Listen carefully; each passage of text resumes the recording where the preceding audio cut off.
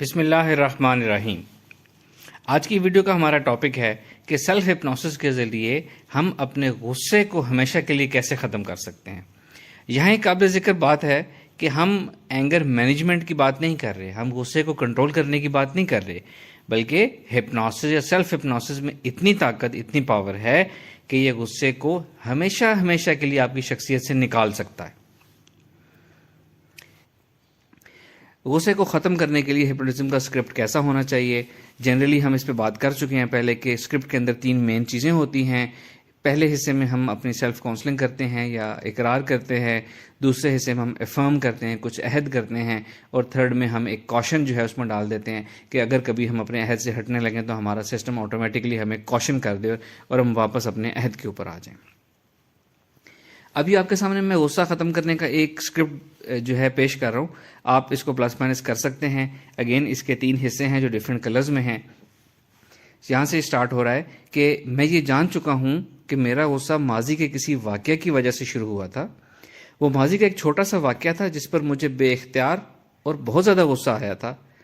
وہ واقعہ ماضی میں ہی ختم ہو گیا تھا، اب مجھے اس غصے کی ضرورت نہیں ہے، لہٰذا میں اس غصے کی عادت کو ہمیشہ کے لیے اپنی شخصیت سے ختم کرنے کا فیصلہ اور عہد کرتا ہوں۔ اب میں ہر قسم کی صورتحال میں تحمل اور سکون سے رہوں گا اور بہت بہتر طریقے سے کسی بھی صورتحال کو کنٹرول کروں گا۔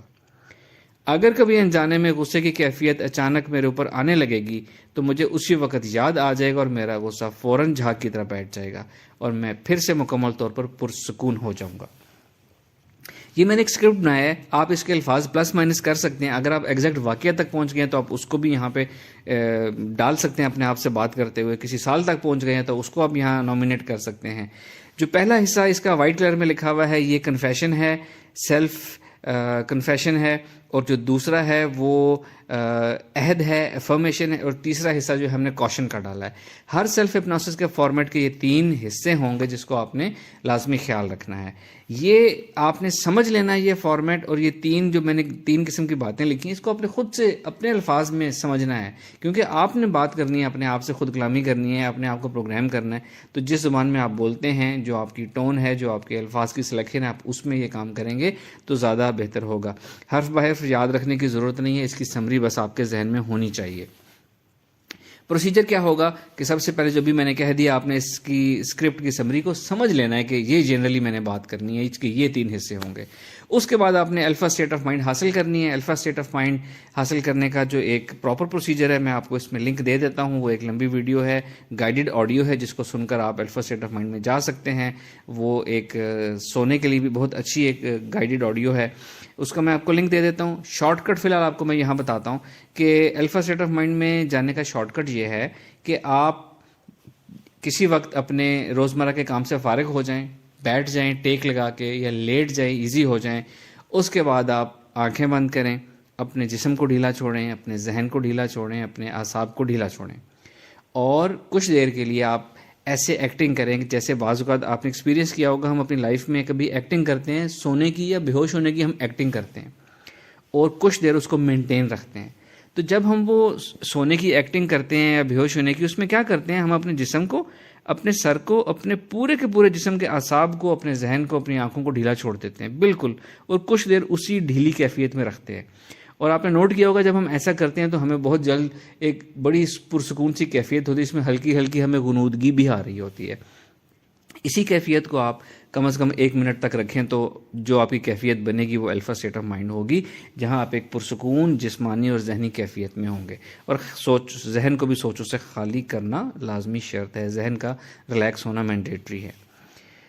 اچھا، یہ آپ نے الفا اسٹیٹ آف مائنڈ اس طریقے سے حاصل کر لی، اور اس کے بعد آپ نے آنکھیں بند رکھنی ہے، اپنے آپ کو مخاطب کرنا ہے، جیسے ہم کسی کو مخاطب کرتے ہیں اٹینٹو ہو کے، اسی طرح اپنے آپ کو مخاطب کر کے سوچ کے ذریعے اپنے آپ سے گفتگو کرنی ہے، اور گفتگو میں وہ اپنا اسکرپٹ اپنے آپ کو سمجھانا ہے، اپنے آپ سے وہ بولنا ہے، وہ پڑھنا نہیں ہے، اپنے آپ سے کہنا ہے، اپنے آپ کو سمجھانا ہے۔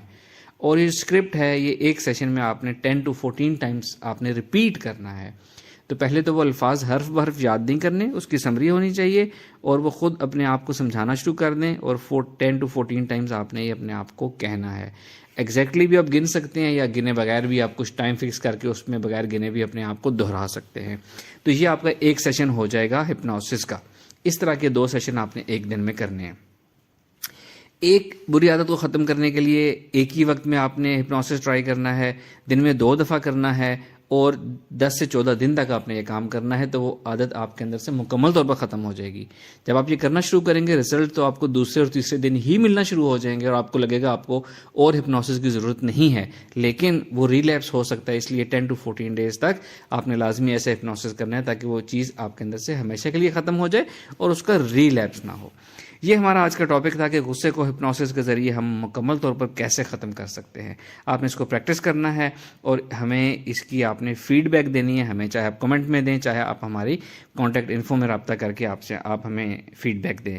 اور کسی اور موضوع پہ آپ چاہتے ہوں کہ ہم اس کے اوپر ہپنوسس کی ٹیکنیک بتائیں, یا کہ آپ کے ذہن میں کوئی سوال ہو تو آپ اسی کانٹیکٹ انفو پہ ہم سے سوالات کر سکتے ہیں. ہم نیکسٹ ویڈیوز میں آپ کے سوالات کو ہم ایڈریس کریں گے انشاءاللہ. Thank you very much. Allah